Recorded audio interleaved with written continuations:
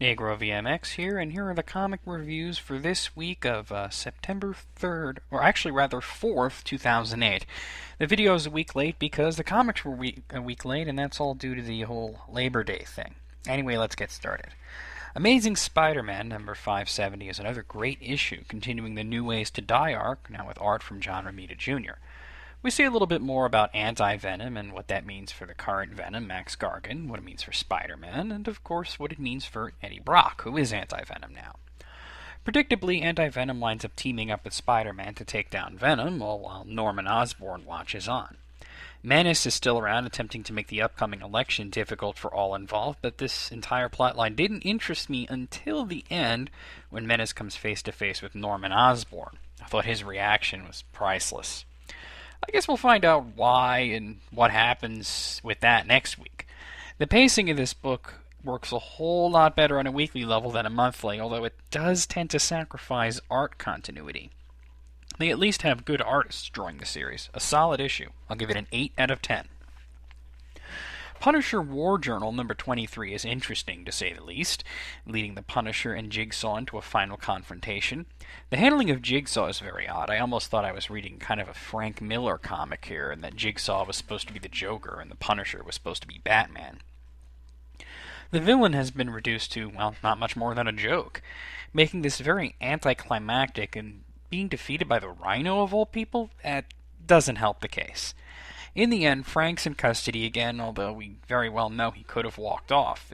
It'll be interesting to see what direction the series takes now, although on an individual level, I can't recommend the issue. It's just not that good, with the anticlimactic end to the art, the goofy-looking artwork, and the Miller-esque exposition. I gotta give this one a 4 out of 10. Detective Comics number 848 is a shockingly good issue, continuing the Heart of Hush arc, which, despite being about Hush, is actually starting to get really interesting. I won't spoil the last page, but it is extremely jarring. The art in this issue is an unusual but creepy approach that works for a character like Batman, especially with villains like Hush and the Scarecrow around. Seeing the Venom derivative again was also interesting, especially the way that the Scarecrow utilized it. There's honestly really not a lot I can say about this issue without spoiling it in a huge way, but I definitely recommend it, and I'm going to have to give it a 9 out of 10. Green Lantern number 34 gives us another entry in Secret Origins, having Hal and Sinestro team up to take down Atrocitus. Their growing partnership and trust in each other is interesting, especially that it doesn't come naturally, but develops as they work together. Knowing that they're destined to become each other's greatest foe only makes it interesting. The end has the Guardians' anti-fraternization edict come into play, although it's obvious that probably Ganthet's going to bail them out, and that'll be the end of that rule.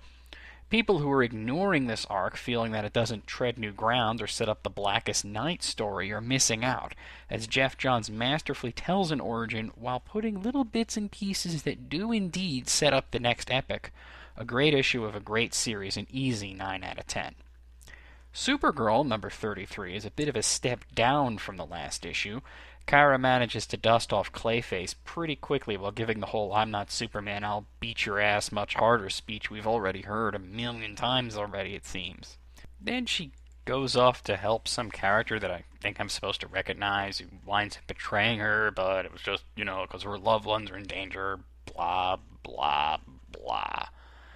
A very middle-of-the-road plot that doesn't do much for me, though I did enjoy the artwork, so I'll be a little generous, and I'm going to give this one a 6 out of 10. Now, I'm not sure when Nightwing suddenly became such a great series, but it definitely happened, and issue 148 is no exception. Dick gets severely injured by the bullet he took last issue and winds up being taken care of by Alfred, this gives us a very excellent extended sequence between the two, putting the entire thing in the context of Batman Rest in Peace.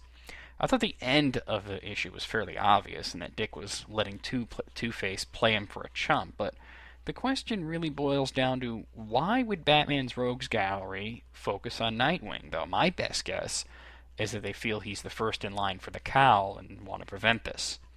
The only mar on the issue is that the otherwise fine artwork does take an occasional dive. Some pages definitely look worse than others, but I have to definitely recommend the book and give it a 9 out of 10. Conversely, Titans number 4 is one of the worst comics I've read in a while. And I've read every issue of Trinity so far. So, I don't know what's worse. The bad early 90s image style art, the terrible pacing, obvious foreshadowing, the lame way the arc wrapped up, or the fact that the writing is so bad, I wanted to do like Raven did in the issue and just puke constantly. The entire book is nothing more than one pin-up style panel after another. The characters don't seem to have any of their personality traits. They're all interchangeable in this, and the whole syrupy, very special episode ending made me want to puke yet again. Easily a 1 out of 10. Burn it if you have it. Speaking of crap, here's Trinity number 14.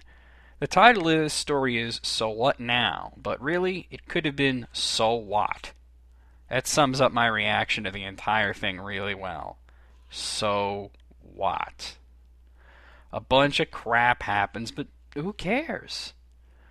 Nothing has any impact. The story doesn't seem to take place right now. The art is painful to look at, and I was officially sick of the flirting ape and the backup stories about 2 weeks ago. Somebody get this book back on track, or on track for the first time ever, or can it quickly. Another 1 out of 10.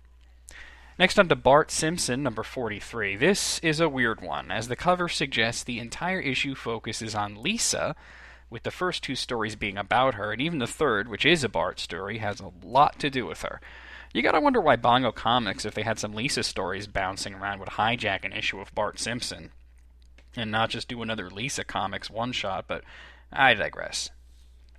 The first story is kind of a dud, with sloppy artwork and several characters acting way out of character. The second story is better and provides some genuine laughs, but the whole Lisa tries to find a new identity thing, it's been done before.